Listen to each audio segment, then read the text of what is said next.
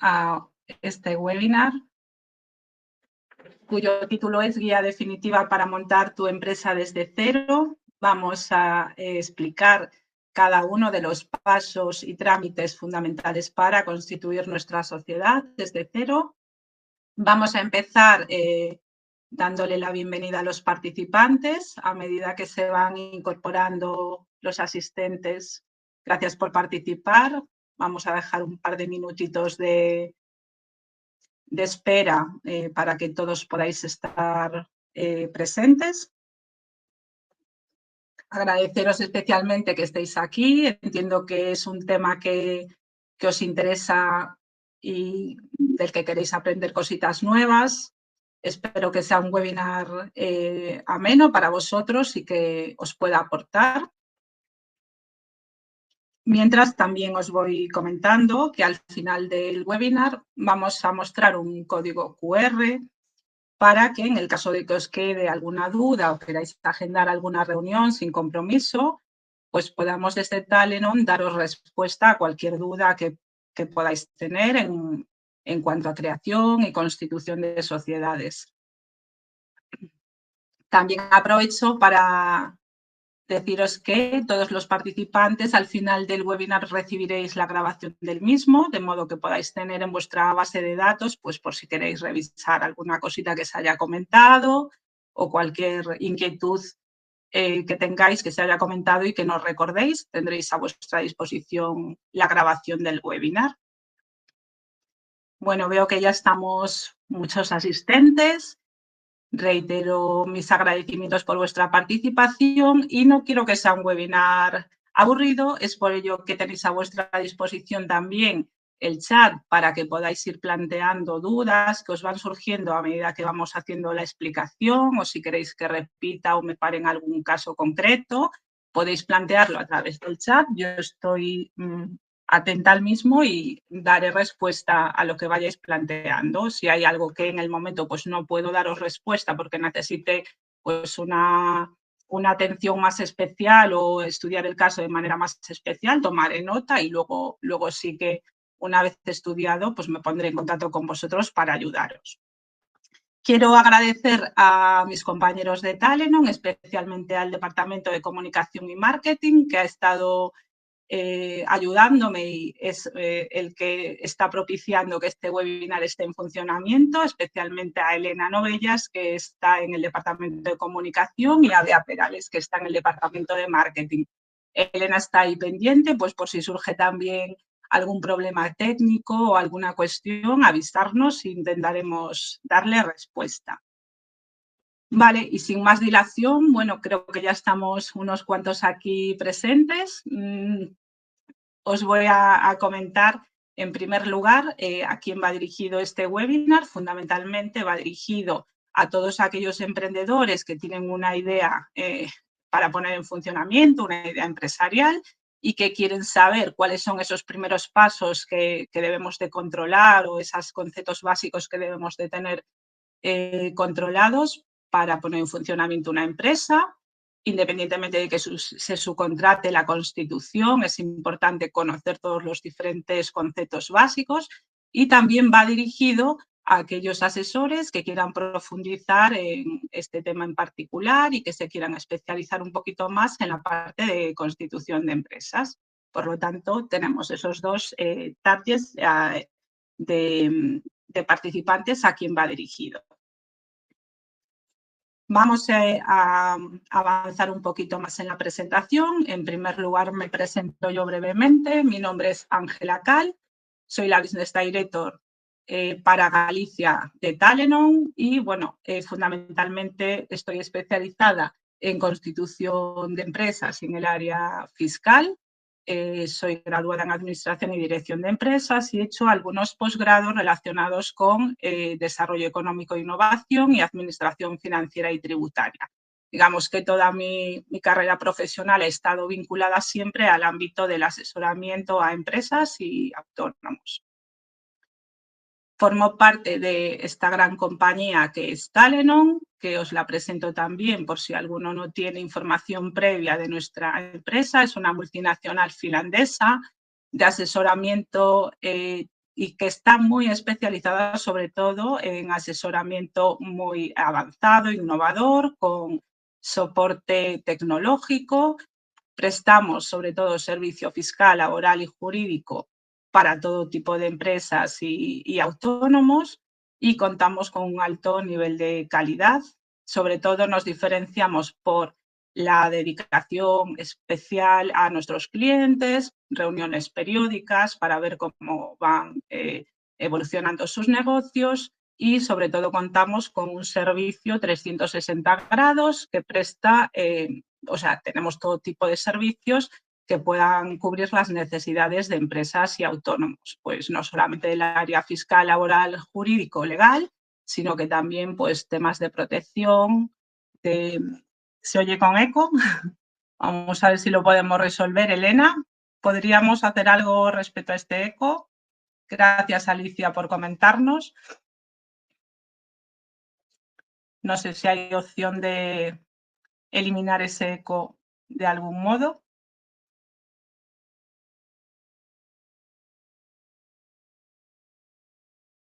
Mientras nos va echando una mano Elena con este eco, vamos a ver si podemos avanzar un poquito más. Os decía que prestamos también servicios relacionados, pues, por ejemplo, con protección de datos, seguros, concursal, es decir, cualquier abanico que necesiten nuestros clientes.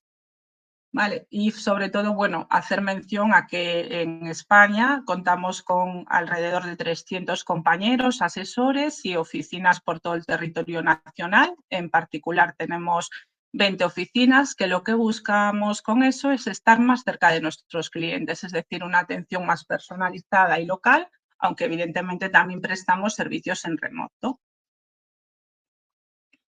Bien, pues nos metemos ya un poquito más de lleno en materia. No sé si me escucháis un poquito mejor. Vamos a dividir este webinar en tres fases, ¿no? Por así decirlo. Hay una primera parte donde vamos a hablar de las diferentes formas jurídicas que tenemos para que conozcáis. Es verdad que no he puesto, no vamos a ver en detalle absolutamente todas con las que contamos en España, porque hay algunas de ellas que realmente no se utilizan hoy en día ya, con lo cual yo me voy a centrar en explicaros aquellas que son más habituales y que representan el 99% de las constituciones, ¿vale? Entonces vamos a ver las diferentes formas jurídicas y alguna serie de criterios que son los que nos van a permitir seleccionar cuál es la más idónea. Esa será la primera parte, ¿vale? La haremos breve, la haremos amena. Y si me podéis confirmar que me escucháis bien, estupendo. Luego haremos una segunda parte, que es ya meternos más en meollo, en materia, que ahí vamos a ver, gracias, Frank, vamos a ver en esta segunda parte todos los trámites que hay que realizar para poner en funcionamiento en una empresa. Entonces, para ello vamos a escoger una forma jurídica que nos permita ver todos los trámites. Vamos a elegir una sociedad mercantil, que es aquella que nos permite ver todas las diferentes fases, y vamos a ver qué es un proceso. Una vez nosotros tenemos dominado ese proceso, es muy fácil entender y constituir sociedades. Es decir, son distintas fases que están ordenadas cronológicamente y nos va a venir muy bien conocerlas porque paralelamente vamos a aprender diferentes aspectos. Por ejemplo, vamos a ver el organismo donde se desarrolla esa tarea, esa fase concreta del proceso, entender bien en qué consiste ese proceso. Vamos a ver qué documentos se generan. Vamos a ver también cuáles son los costes asociados a ese proceso y eso nos va a permitir configurar una idea de cuánto cuesta en España constituir una sociedad. Y vamos a ver también los diferentes plazos y cuáles son las fuentes de información o webs y organismos de referencia. ¿Vale? Esa será esa segunda parte que veremos ahora en un momentito. Y por último, una tercera parte, para que no nos quedemos con dudas, de lo que es el proceso de constitución telemático. El proceso de constitución telemático subsiste o coexiste, mejor dicho, con el proceso tradicional, pero a mí me gusta siempre explicar todos los pasos del proceso tradicional para que entendamos todos los conceptos, pero tenemos hoy en día herramientas tecnológicas y fórmulas para poder hacer constituciones telemáticas y veremos en qué consiste esa constitución telemática, en qué organismos se realiza y cuáles son las ventajas de hacerlo a través de este sistema. ¿Vale? Entonces, vamos a empezar con la primera parte, si os parece bien, y nos vamos a las diferentes formas jurídicas.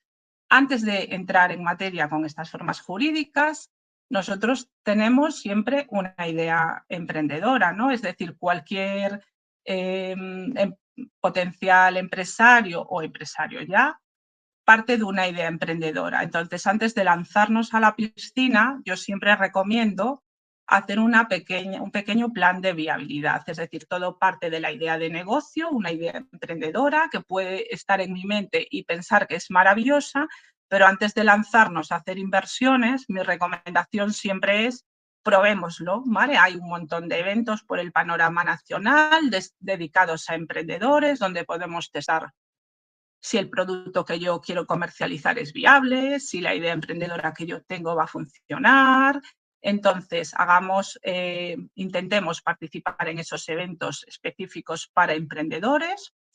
Hagamos un plan de empresa, bien sea a método tradicional con nuestra definición de idea de negocio, plan de producción, plan de marketing, plan de viabilidad o un modelo Canvas. Es decir, plasmemos lo que tenemos en la cabeza por escrito para ver si es viable o no, hagamos un plan de empresa, un plan de viabilidad para ver qué es viable, hagamos estudios de mercado, investigaciones de mercado, pueden ser encuestas, puede ser observación o acudamos a programas de formación, incubación y aceleración. Es decir, esto es como antes de lanzarnos a la piscina, de invertir mucho dinero, veamos que nuestra idea es viable.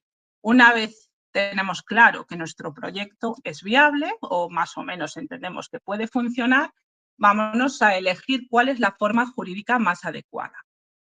En España, básicamente, tenemos un panorama de micropymes y autónomos. La forma más básica de empezar un modelo emprendedor, una idea emprendedora, es el empresaria individual, que es conocido como autónomo por el régimen en el que cotiza, que es el régimen especial de trabajadores autónomos. Hemos oído hablar muchas veces del autónomo, pues el autónomo es la forma más básica de empezar, el empresaria individual. ¿Vale? Es el que no requiere capital social de ningún tipo, es decir, nosotros mañana nos damos de alta y sin invertir nada, pero teniendo una previsión de que al final del mes tendré que pagar la cotización, pues podría empezar una actividad. Entonces, uno de los aspectos a considerar para elegir la forma jurídica es cuánta inversión yo puedo hacer en mi actividad para empezar. Tengamos en cuenta que hay algunas formas jurídicas que ahora vamos a ver que van a exigir un capital social mínimo.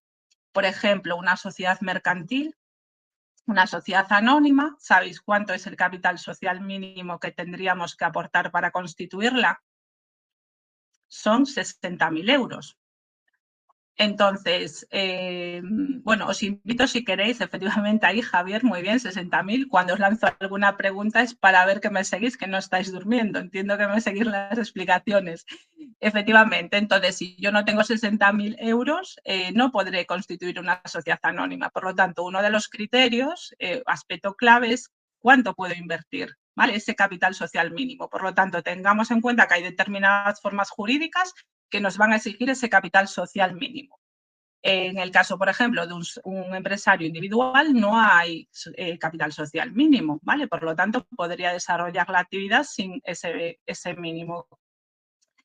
El número y tipo de socios, ¿vale? Efectivamente, si yo, por ejemplo, quiero constituir una sociedad laboral, tengo que saber que al menos tendré que tener 3 socios que se dediquen en su mayoría a trabajo efectivo, es decir, no pueden ser socios inversores.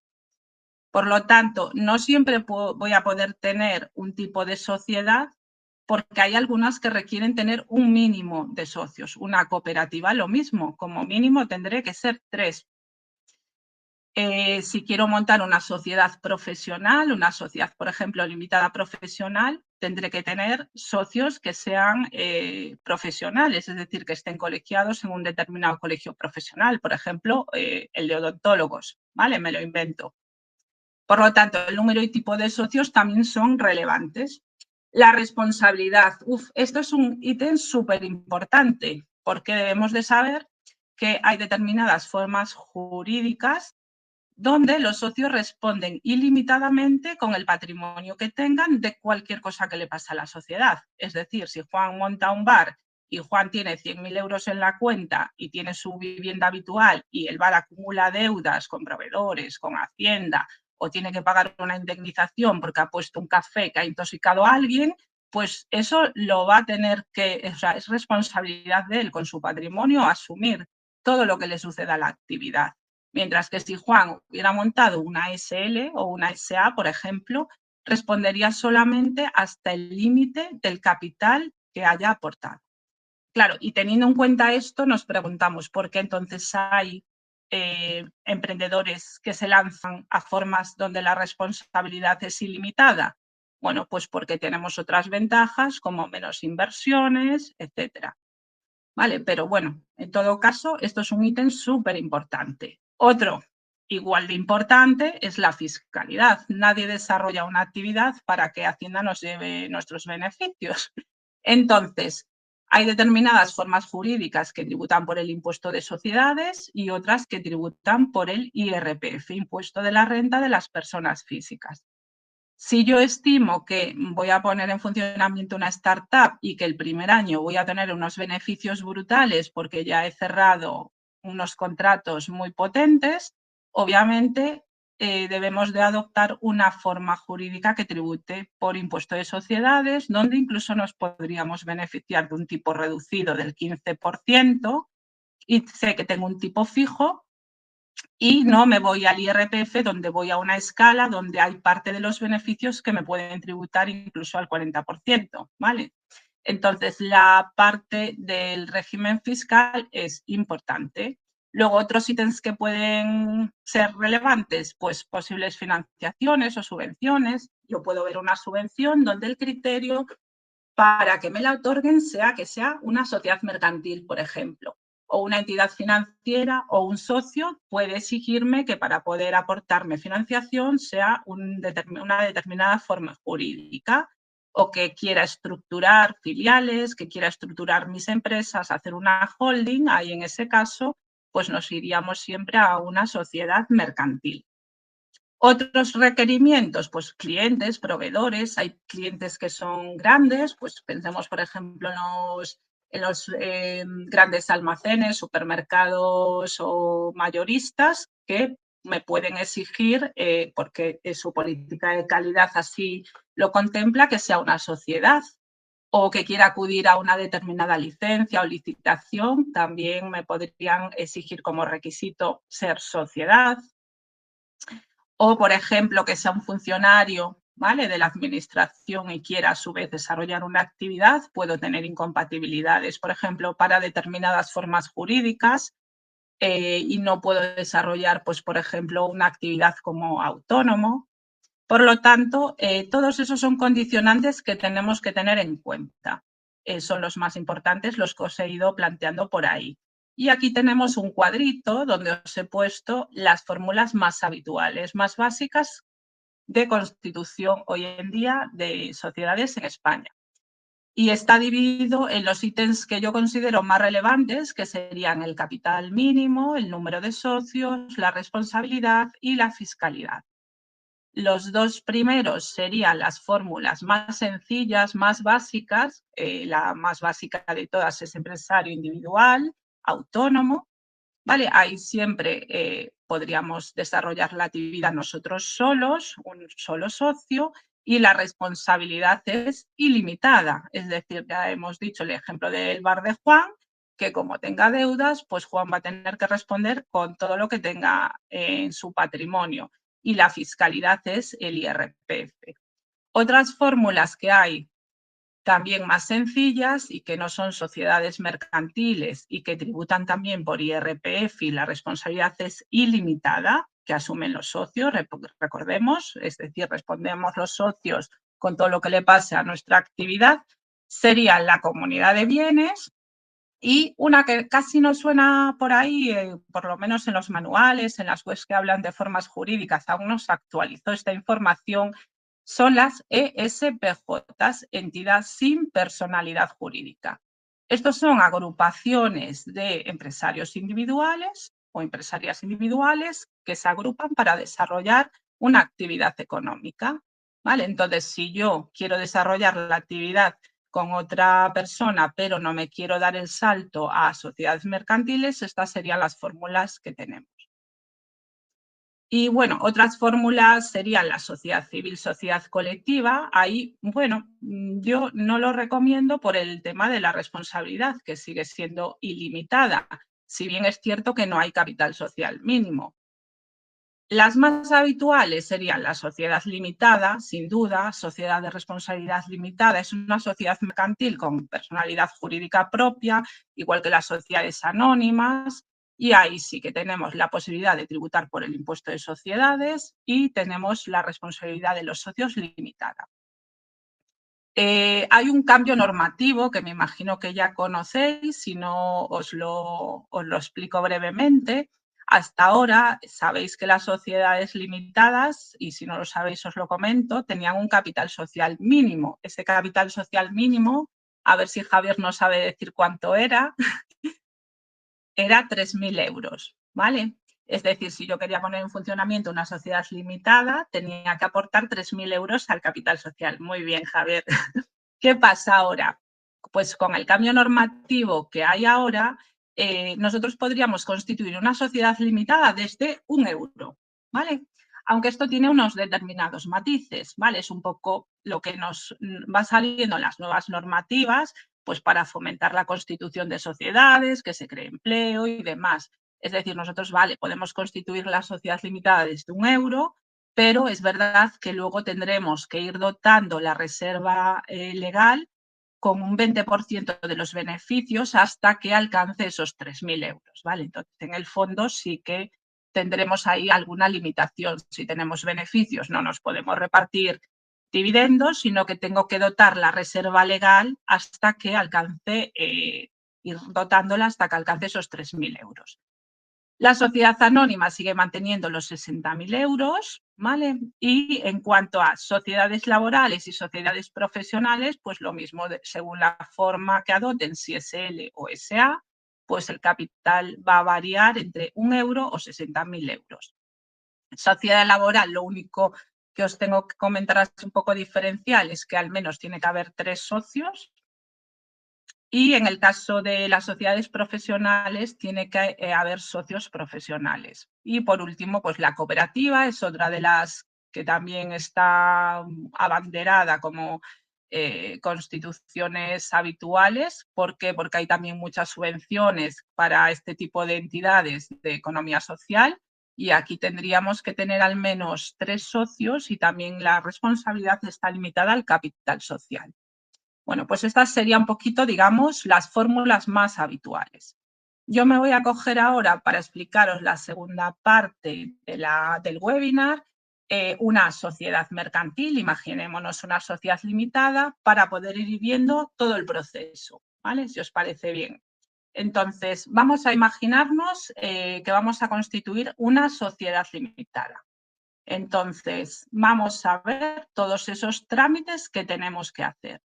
El primero de los trámites, que es así más llamativo y que nos suena a todos, es el de la denominación social.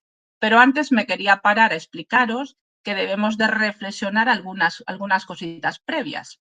Esto que os pongo aquí de antes, certificado digital, me refiero a que a veces es necesario que los socios tengan el certificado digital personal para algunos de los trámites posteriores que vamos a hacer, ¿vale? También, por ejemplo, si hay socios que son extranjeros, deberíamos de antes solucionar el que tengan un IE, ¿vale? Para poder emprender los trámites de constitución. Y otro tema bastante importante es tema subvenciones. Antes de lanzarnos a la piscina de constituir una sociedad, Si no estamos ejerciendo ninguna actividad, inscribámonos al desempleo para poder optar a subvenciones que podamos tener, porque muchas de ellas exigen que los socios provengan del desempleo. También si tenemos opción a prestación por desempleo, ver si debemos de presentar antes la solicitud de capitalización para poder optar a ese desempleo en forma de pago único o bien en forma de subvención de cuotas de cotización. Es decir, es un trámite previo que debería de hacer con el SEPE, ¿vale? Presentar nuestra solicitud de capitalización antes de poner en funcionamiento la actividad. Esto es lo que os pongo antes porque son pequeños detallitos que pueden condicionar mucho nuestro futuro en cuanto a subvenciones, prestaciones o que no se nos compliquen los trámites de la Constitución. ¿Vale? Ahora bien, sí, ya nos vamos al siguiente paso y el siguiente paso sería uno de los primeros más importantes, el tema de la denominación social. Todos tenemos un nombre y como sociedad también tenemos que darle un nombre. La sociedad tiene personalidad jurídica propia, va a tener su propio nombre.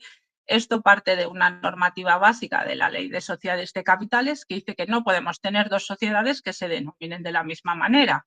Para ello, tengo que pedir permiso, entre comillas, a un organismo que es el Registro Mercantil Central, ojo, que lo distinguimos del provincial, donde tenga la sede la sociedad. Es decir, el Registro Mercantil Central, que está en Madrid, es el que tiene la potestad para otorgar la denominación de mi sociedad. Me lo invento, Distribuciones Paz SL, por ejemplo, o Distribuciones Paz SA. Eso es un ejemplo de denominación. Para poder tener ese nombre, yo le tengo que hacer el trámite de solicitud en el Registro Mercantil Central, rmc.es, y ahí se proponen 5 posibles nombres. Puedo proponer solo uno, pero bueno, por la misma tasa, mejor propongo 5, porque el registrador va a ver cuál de ellos me puede otorgar. Para ello, el que pongo en primer lugar será el primero que va a examinar y si este estuviera reservado o no cumple lo básico que tiene que cumplir en materia de denominaciones, evidentemente no puedo poner nombres que sean lesivos o nombres de comunidades autónomas. Bueno, en el registro mercantil ahí hay una serie de información que nos orienta un poquito de cómo deben ser las denominaciones. Vale, propongo esos 5 nombres y el registrador me dirá, bueno, pues este primero que quiere este emprendedor no está reservado para otra sociedad, se lo vamos a conceder. Un tip importante que os quiero dar es cuando hagamos la solicitud de la denominación, pongamos siempre como solicitante uno de los socios, ¿vale? Con uno de los socios es suficiente, pero eso sí, muy importante que vaya el nombre completo. Por ejemplo, si se llama Juan Manuel Pérez Rodríguez, no podemos poner Juan Pérez Rodríguez. ¿Por qué? Porque debe de ir toda la denominación del socio completo en la certificación. Si no, el notario nos podría denegar esa constitución con ese certificado. Tendríamos que hacer una subsanación. ¿Vale? Las vías que tengo para solicitarlo son online, presencial o por correo. ¿Vale? Y lo que obtenemos es un documento que es clave, que va a ir como anexo en la escritura de constitución y se llama certificado de denominación negativa. Normalmente en 24 o 48 horas nos lo expiden, si lo hacemos telemático lo podemos descargar telemático con su correspondiente CSV, código seguro de verificación, que es un código alfanumérico donde se puede verificar que ese certificado es correcto. Y desde que a nosotros nos dan ese certificado, tengo mi nombre, aseguramos que mi nombre está reservado para mi actividad durante 6 meses. Es decir, si otra persona solicita esa denominación, se la van a denegar. ¿Vale? Por lo tanto, el plazo de reserva son 6 meses. Si bien debemos de tener en cuenta que si no constituimos la sociedad en el plazo de 3 meses, debo de solicitar una renovación, ¿vale? Otra tasa que tengo que pagar. El coste de solicitar la denominación es de 27,27 euros. Y en el caso de que nosotros queramos, este es un pequeño tip que hago, que coincida nuestra denominación con nuestra marca comercial, que son cosas totalmente diferentes, debo de hacer un análisis previo de que esa marca comercial no existe ya, ¿vale? Para eso no lo he metido en este webinar porque se extendería demasiado, pues nos tendríamos que ir a la Oficina Española de Patentes y Marcas y comprobar que esté libre esa marca. Repito, no tiene nada que ver el certificado de denominación con la marca, si bien a veces pueden coincidir. Yo puedo hacer que coincidan, ¿vale? Una sociedad puede tener esta denominación social y puede tener diferentes marcas comerciales. Y lo mismo con el dominio web. Si quiero que todo coincida, denominación social, marca comercial de mi producto y dominio, pues debo de hacer una pequeña investigación para ver que ese dominio web esté libre también. Pero lo mismo digo que la marca no tiene que coincidir el dominio y la marca con la denominación. Eso solo es un tema estratégico de cada emprendedor. Por último, a esto no lo conoce todo el mundo, hay en el registro mercantil central la posibilidad de acudir a la bolsa de denominaciones, que es una serie de denominaciones que están disponibles, libres, a donde podemos acudir y reservar y en el momento, es decir, en 5 minutos tendría mi certificado de denominación. Eso sí, tendría que adecuarme a alguna de esas que esté libre.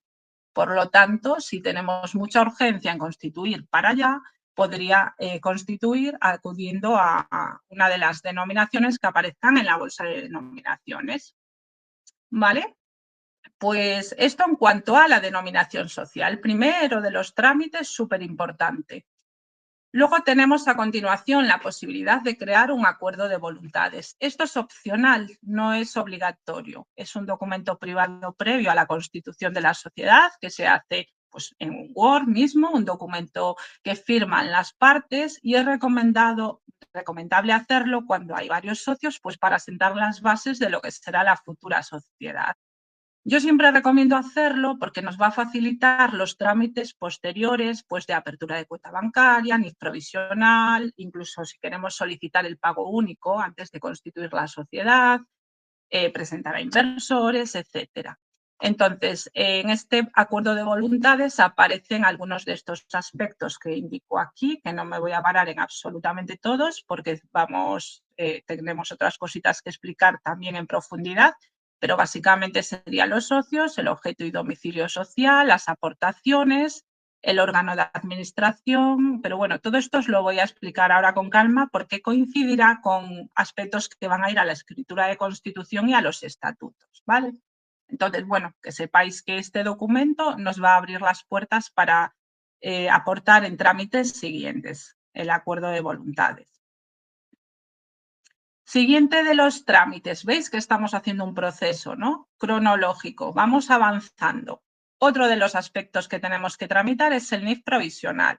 El NIF provisional, el NIF, el número de identificación fiscal, identifica a la sociedad en las operaciones tributarias.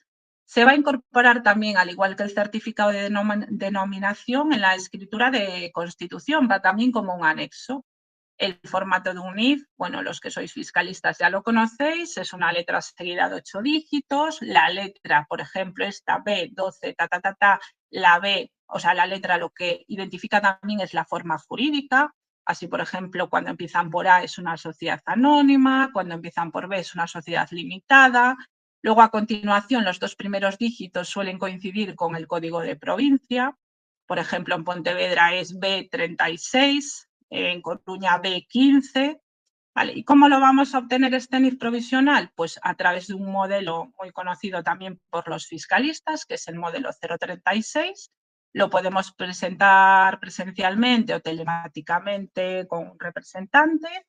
Podemos aportar el acuerdo de voluntades del que os he hablado, los DNIs de los socios, el certificado de denominación y más o menos en 24 horas, 48, depende de cómo esté colapsada Hacienda, nos entregarán ese documentito de NIF provisional, que también lo acompañaremos a la escritura de constitución. En el caso de los empresarios individuales, la denominación social de la que hablamos, sabéis cuál es, ¿no? Nombre y apellidos. El caso del NIF de un empresaria individual va a coincidir con su DNI. Y bueno, en el caso del NIF provisional, deciros que casi a mí no me ha pasado ningún otro caso diferente. Diría que en el 99,99% de los casos va a coincidir con el NIF definitivo. Avanzamos un poquito más y otro de los trámites que tenemos que hacer es la apertura de la cuenta bancaria. Nos iremos a una entidad financiera, la que queramos, veremos qué condiciones tienen, hablaremos con el interventor o con el director, abrirá la cuenta bancaria a nombre de la sociedad y es ahí donde vamos a hacer las aportaciones al capital social. Entonces, cada socio aportará su capital, pues imaginémonos en una SL de capital social 3.000 euros con 2 socios que queremos tener el 50% cada uno, pues uno aportará 1.500 euros y el otro aportará otros 1.500 euros. Entonces, nos abrirán la cuenta a nombre de la sociedad. Ahí es importante que le llevemos al banco, le aportemos el certificado de denominación que hemos conseguido en el registro mercantil, el NIF provisional, el DNI de los socios, el acuerdo de voluntades y este certificado que nos van a dar en el banco, pues se aportará también a la escritura de constitución. Avanzamos y ya nos vamos a los aspectos básicos de la escritura de constitución. Bueno, aquí tenéis la normativa básica, sería el Código de Comercio, la Ley de Sociedades de Capital, el Reglamento de Registro Mercantil. Toda escritura de constitución va a tener como mínimo esta información, identificación de los socios, ¿vale? Se va a poner nombre, apellidos, DNI, si están casados, el régimen de gananciales o si están solteros, qué actividad están desempeñando, dónde viven. Se va a indicar en la escritura de constitución también la denominación de nuestra sociedad y la forma jurídica. Se va a indicar también el domicilio social, es decir, ese domicilio que tiene la actividad de nuestra empresa o que es, digamos, donde se desarrolla el centro de administración. Normalmente no tienen por qué coincidir el domicilio fiscal y el social, aunque muchas veces coincide. Nosotros indicaremos el domicilio social e indicaremos también la referencia catastral del establecimiento. Esto es algo relativamente nuevo que antes no se incorporaba, pero ahora sí que hay que incorporar en las escrituras. El objeto social, ¿qué es el objeto social? Pues todas aquellas actividades que vamos a desarrollar. Mi recomendación siempre es que hagamos lo más amplio posible el objeto social. Es decir, si nosotros vamos a hacer fabricación de estructuras metálicas, indicaré que ese es mi objeto social, mi actividad principal. Debo de indicar cuál es el CENAE. El CENAE es un código que identifica la actividad. Es la Clasificación Nacional de Actividades Económicas. Debo de identificar el CENAE principal. Y luego yo siempre recomiendo poner más actividades si la idea nuestra es desarrollar a posteriori nuevas actividades. Por ejemplo, imaginémonos que nuestra actividad es de fabricación de estructuras metálicas y a mayores queremos dar formación. Pues en este caso indiquemos más, porque si no lo que tendremos es luego que volver a notaría y hacer una ampliación de objeto social y eso implica mayores costes. ¿Vale? Por lo tanto, todo lo que podamos ampliar nuestro objeto social, pues mejor. ¿Qué más información vital va a la escritura de constitución? Y fijaros que mucha de esta información también se va a replicar en los estatutos. El capital social. Aportaremos, indicaremos cuánto es lo que aporta cada socio al capital social, bien sea en dinero o en especie, si son aportaciones dinerarias o no dinerarias, y también se incorporará el certificado de las aportaciones que hemos obtenido en el banco. El órgano de administración es vital, es el administrador, que puede ser un administrador único, administradores solidarios, administradores mancomunados o consejo de administración. Esas son las fórmulas que tenemos. El órgano de administración es el que representa y gestiona a la sociedad y debo de indicar en este caso quién es el que va a ostentar esa representación. Indicaros también que todo esto de lo que estamos hablando no es inamovible, es decir, en un futuro nosotros podemos hacer cualquier tipo de cambio, podemos cambiar y hacer ampliaciones de capital social, podemos cambiar el órgano de administrador. Hoy he decidido que somos 2 solidarios, mañana puedo decidir que somos un administrador único, por ejemplo.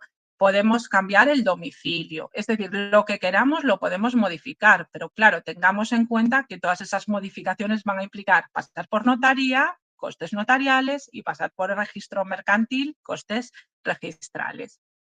Otros aspectos que van a la escritura de constitución, pues la duración de la sociedad, el ejercicio, cuando comienza y finaliza. Normalmente comienzan el 1 de enero y finalizan el 31 de diciembre, pero se pueden fijar otros plazos. Cuándo iniciamos la actividad y cuestiones relativas a transmisión de participaciones y demás. Todos los anexos que van a ir a la escritura de constitución serán el certificado de denominación, el NIF provisional, el certificado de las aportaciones dinerarias. Si hay aportaciones no dinerarias, se pueden incluir facturas que acrediten esa aportación. Por ejemplo, imaginémonos que yo aporto una maquinaria, puedo incluir las facturas que acreditan el valor de esa maquinaria y los DNIs de los socios o documentos profesionales. Vale, en la parte de los estatutos, los estatutos no dejan de ser el paraguas que regula todo cómo funciona la sociedad. También se pueden modificar, igual que la escritura de constitución, y fijaros que muchas de las cuestiones que hemos reflejado en la escritura de constitución se trasladan igualmente a los estatutos, ¿vale? Serían la denominación, el domicilio, el objeto social, cuándo iniciamos las operaciones, cuál es el órgano de administración, cada cuánto se convocan las juntas, cuándo inicia el ejercicio social, cómo hacemos el reparto de beneficios, cuestiones relativas a la disolución y la liquidación, ¿vale? Todo eso se irá a los estatutos. Y los estatutos se pueden incluir en la escritura insertas en el medio de la escritura de constitución, o bien al final de los mismos. Todos deben de ser firmados también. Posteriormente elegiremos la notaría. Hay una página ahí que es notariado.org. Nosotros podemos ir a la notaría que queramos, ¿vale? Y hay un pequeño error a veces conceptual, porque hay veces que se escucha, no, voy a esta notaría que es más barata que esta otra. No, recordemos que los notarios, igual que los registradores, sus honorarios están fijados por arancel. Por lo tanto, si puede haber alguna pequeña diferencia, pues si la escritura lleva más o menos folios, o si el notario te cobra alguna gestión adicional de tramitación, pero lo que es la escritura y los estatutos, el arancel que nos aplican es igual para todos los notarios y todos los registradores. Nosotros iremos en unidad de acto a la notaría que hayamos elegido, a la que yo quiera, independientemente de que el domicilio social de la sociedad sea en Pontevedra, me puedo firmar la escritura en Lugo, porque conozco al notario, por ejemplo, y me cae bien y sé que trabaja bien. Y luego, pasados unos días, recogeré las copias simples, copias autorizadas. También puedo recoger o solicitar copias electrónicas. Es verdad que se han introducido también novedades en la Ley 11/2023 en el portal de notarial del ciudadano, y hoy en día se puede ya también hacer firmas mediante videoconferencia, ¿vale? Normalmente los costes notariales, pues entre 150 y 300 euros para una sociedad básica con estatutos tipo básicos, y pues entre 50, por ejemplo, una de capital social de 50.000 euros, pues nos podríamos ir a unos 300, 600 euros. Ahí depende un poquito de lo que queramos meter. Si metemos también pacto de socios en el medio, si metemos poderes, etcétera. Y ahí tenéis un poquito la documentación que debemos de aportar el día de la firma. Una vez recibimos nuestras copias en la notaría, hay un trámite que tenemos que hacer previo a la inscripción en el registro mercantil provincial, ¿vale? Digamos que el ultimísimo de los pasos sería donde la sociedad ya adquiere plena personalidad jurídica, que es cuando nosotros inscribimos la sociedad en el registro mercantil. ¿De dónde? Pues siempre el provincial, del domicilio donde tenga la sede mi sociedad. Pero antes no me puedo ir directo de la notaría al registro. Tengo que hacer un trámite que es la liquidación del ITP y AJD, del impuesto de transmisiones patrimoniales y actos jurídicos documentados. Es un impuesto que está cedido a las comunidades autónomas, que grava las operaciones societarias como la constitución de sociedades. Por ejemplo, en Galicia se tramita ante la Agencia Tributaria de Galicia, ATRIGA, y tenemos de plazo un mes desde que firmamos la escritura de constitución y en el caso de no liquidarlo en ese plazo tendremos sanciones. El profesional será el funcionario que nos tramite todo en la agencia tributaria y el modelo donde se realiza es el modelo 600. Una vez tengo esa liquidación hecha, me iré al registro mercantil provincial, aportaré la escritura, la solicitud de inscripción, los estatutos que ya van insertos en la escritura, la liquidación de este impuesto que acabo de hacer, del ITP, y aportaré también una provisión que suele ser en torno a 200 euros, la provisión económica, para que me inscriban mi sociedad. En el plazo más o menos de 15 días suele ser la inscripción y con ello ya tengo plenos efectos jurídicos para trabajar con mi sociedad, ¿vale? Entonces puedo contratar, abrir cuentas bancarias, emitir facturas y demás. Tengo ya mi sociedad constituida. Vamos a terminar ya con estos últimos trámites súper importantes también. Hoy en día las administraciones están obligadas todas a comunicarse y las empresas mediante certificado digital. Es decir, es importante, una vez tengo la sociedad inscrita en el registro mercantil, tramitar su correspondiente certificado digital. Para eso lo haré en un organismo que es la Fábrica Nacional de Moneda y Timbre. El coste para las sociedades mercantiles es de 24 euros más IVA. Tristemente caduca, es decir, cada 2 años tendré que renovarlo y volver a asumir esta tasa. Y es muy importante, por eso os decía, los trámites iniciales, si tenemos el certificado digital personal del administrador y este es único o solidario, podría gestionarlo ya todo telemáticamente, es decir, podría obtener el certificado digital de la sociedad telemáticamente sin ningún tipo de problema. Hoy en día se han agilizado bastante los trámites y es fácil obtener el certificado digital de mi sociedad. Eso sí, una vez lo tengo, demos de alta en los buzones electrónicos, en la DEU, en la dirección electrónica habilitada única, para poder recibir todas las notificaciones de las administraciones, porque si no lo hago, me daré por notificado y se me pueden pasar plazos importantes. También tengo que tener en cuenta que hay determinadas sociedades que tienen que tener altas en registros específicos, autonómicos o locales. Puede ser, por ejemplo, por la forma societaria que adoptamos, cooperativas, sociedades laborales que tengan que inscribirse en registros específicos autonómicos o por la actividad que desarrollamos, por ejemplo, que es hostelería o sanitaria o turismo, que tenga que estar dado de alta en registros específicos autonómicos. Para eso tengo que fijarme en este tipo de requerimientos en cada administración. También en el caso de que tenga un establecimiento abierto al público, tendré que dar de alta en los ayuntamientos licencias de obra, licencias de actividad, y esto va por ordenanzas locales, con lo cual en cada ayuntamiento funciona de diferente manera. Todo esto se debe hacer antes del inicio de la actividad, ¿vale? Hay que tener en cuenta todo esto. Por ejemplo, si también mi local está en un edificio protegido por patrimonio, pues tendré que solicitar la correspondiente licencia a patrimonio de ejercer la actividad en ese local. Vale, hay algunos ayuntamientos que tienen lo que se denominan las licencias express. Bueno, pues hay que estar atentos para poder gestionarlas de la mejor manera posible. También tendré que solicitar mi NIF definitivo una vez ya tengo mi sociedad inscrita y dar de alta todas las cuestiones fiscales en la agencia tributaria, ¿vale? Todo esto lo haré en el modelo 036.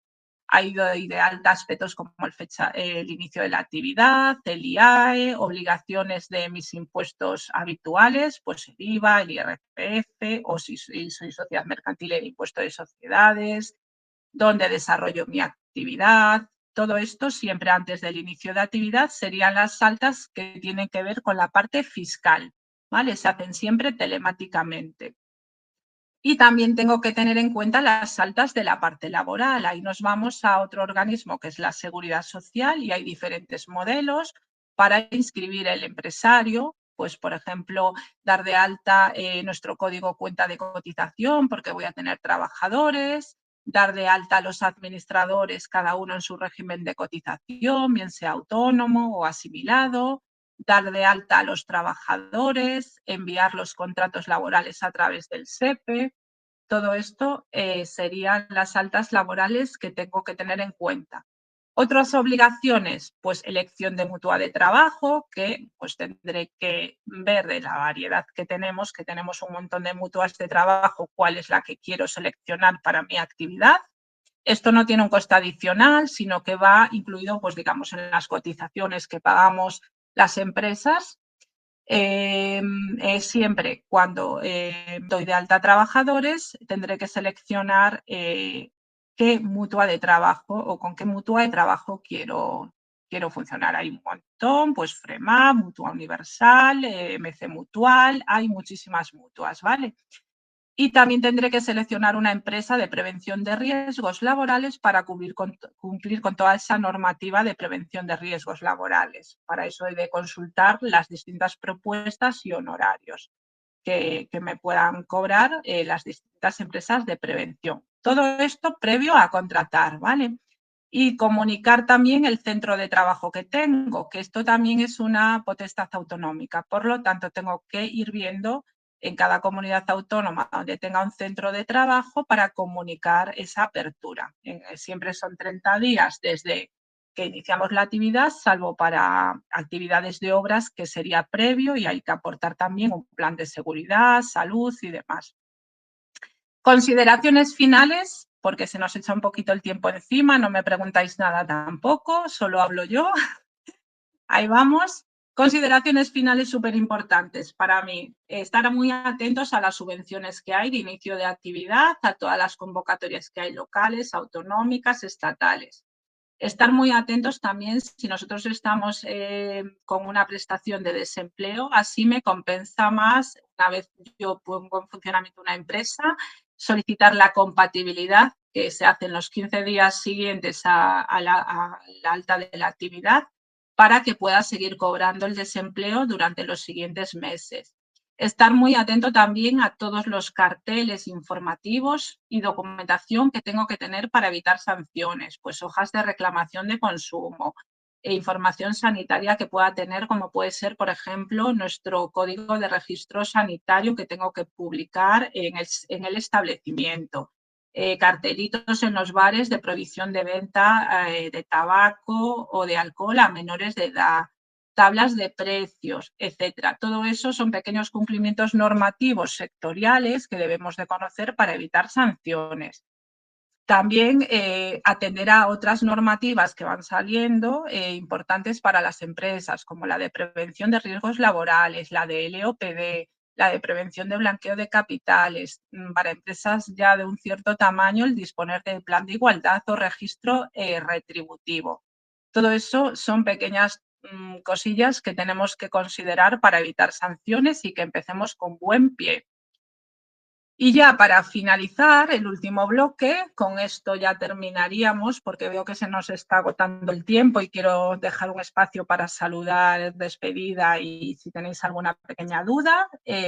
Todo lo que os he explicado hasta ahora, todo el proceso de constitución con todas las fases, organismos, documentos y conceptos, lo podemos concentrar en una herramienta tecnológica que a través del Centro de Información y Red de Creación de Empresas, CIRCE, podríamos hacer las constituciones de sociedades y altas de empresarios online, ¿vale? Entonces, a través de CIRCE haríamos todo este proceso, es una plataforma donde vamos cumplimentando toda esta información y ya una vez se envía, o sea, se cubre lo que es el DUE, el documento único electrónico, y se tramita telemáticamente todo esto, es decir, se pide incluso la cita con notaría, se tramita telemáticamente todas las altas a los distintos organismos y es una forma más rápida y ágil de constituir sociedades que el método tradicional que seguimos utilizando también. ¿Por qué? Porque este método,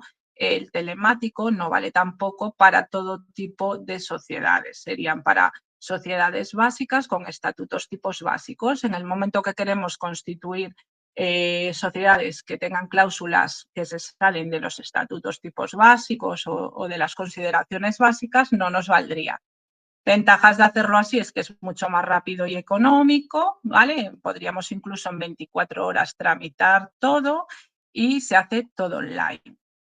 ¿Vale? Tenemos los puntos de atención al emprendedor, que son los PAE. De hecho, pues en Talenon somos punto PAE también, donde podemos asesorar y damos soporte a todos los emprendedores que tengan dudas y que quieran tramitar constituciones, modificaciones, ceses. Y, bueno, algunos de los cursos online útiles que os recomiendo, pues es la plataforma PYME, donde tenéis un montón de herramientas digitales gratuitas, podéis hacer también análisis DAFOS, podéis hacer análisis de si tengo actitudes emprendedores o no, y la herramienta IPYME con guías y asesoramientos sobre formas jurídicas y demás. Aquí algunas pequeñas normas de referencia, la ley de startups del 2022, la ley Crea y Crece del 2022 también, la ley del apoyo a emprendedores, la norma básica que nosotros seguimos, que es la ley de sociedades de capital y el código de comercio, y el reglamento del registro mercantil. Por último, ¿por qué nos gustaría que confiarais en nosotros para poner en funcionamiento vuestra empresa? Pues porque tenemos un montón de especialistas, de asesores que dominan perfectamente todo este proceso del que os he ido hablando. Evitarás cometer errores, haremos el traje a medida para tu emprendimiento, te ayudaremos con los inicios, no tendrás ningún tipo de dificultad, aprovecharás todas las ayudas que tenemos disponibles, dado que trabajamos en todo el panorama nacional, podrás conseguir optimización fiscal y pues estaremos ayudándote porque nuestra misión es tu éxito, que consigas tu éxito. No sé si tenéis alguna duda, este sería el final de la presentación, hay bastante contenido. Aquí os dejo un código QR que podéis escanear y podéis agendar con nosotros una reunión, estaremos encantados de ayudaros. No he visto en el chat dudas, no sé si es que lo he explicado súper bien o lo he explicado tan mal que ya no sabéis qué preguntar. Y bueno, pues agradeceros vuestra participación. Para mí es un honor impartir este webinar, tener tanto público asistente. Estoy súper emocionada y gracias por estar ahí.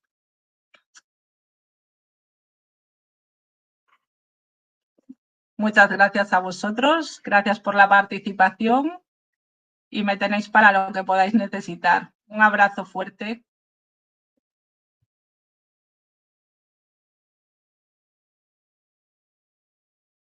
Muchas gracias.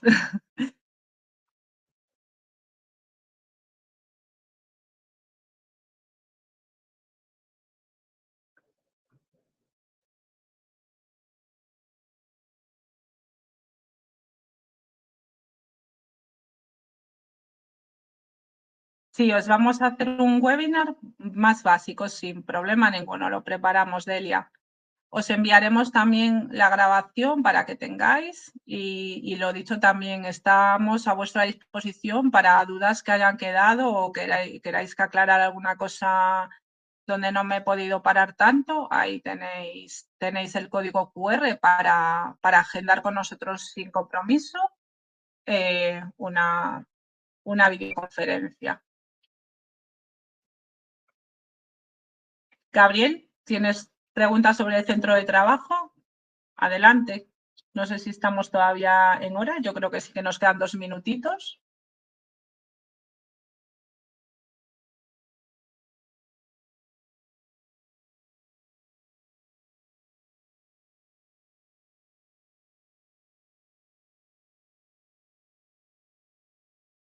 Si eres autónomo y pasas de autónomo a SL teletrabajando, ¿puedes seguir siendo el domicilio? Sí, claro que sí. Puedes seguir manteniendo como domicilio social de la sociedad el domicilio del autónomo, sin problema ninguno. Se puede poner.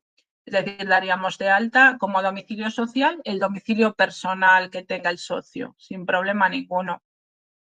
Habría que adicionar la referencia catastral, como os he dicho, y listo. Gracias a ti, Gabriel. Un abrazo.